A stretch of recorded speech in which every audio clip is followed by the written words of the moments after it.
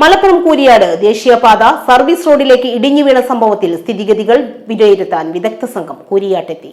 കഴിഞ്ഞ ദിവസം ജില്ലാ കളക്ടർ വി.ആർ. വിനോദിന്റെ അധ്യക്ഷതയിൽ ചേർന്ന യോഗത്തിലാണ് 3 അംഗ വിദഗ്ധ സമിതി പരിശോധിക്കാനുള്ള തീരുമാനമെടുത്തിരുന്നത്.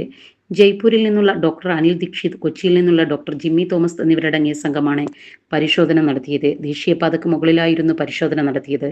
സംഭവസ്ഥലത്തെ എങ്ങനെയാണ് അപകടം സംഭവിച്ചത് എന്ന കാര്യത്തിൽ വ്യക്തത ലഭിക്കാനാണ് പരിശോധനയ്ക്കായി വിദഗ്ധ സംഘത്തെ നിയോഗിച്ചത്. പരിശോധനയ്ക്ക് ശേഷം ഇവർ സമർപ്പിക്കുന്ന റിപ്പോർട്ടിന്റെ അടിസ്ഥാനത്തിലായിരിക്കും തുടർ നടപടികൾ ഉണ്ടാവുക.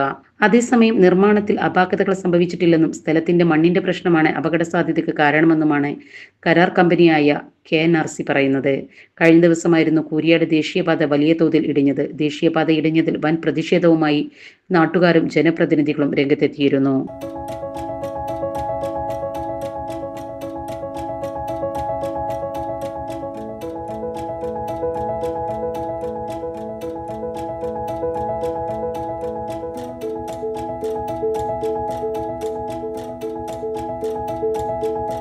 ഇനി വേണ്ടതെല്ലാം വേണ്ടുവോളം വിലക്കുറവിൽ നിങ്ങൾക്കായി മലപ്പുറത്ത് സമ hyper market, Tirur road, Mylapuram, Malappuram.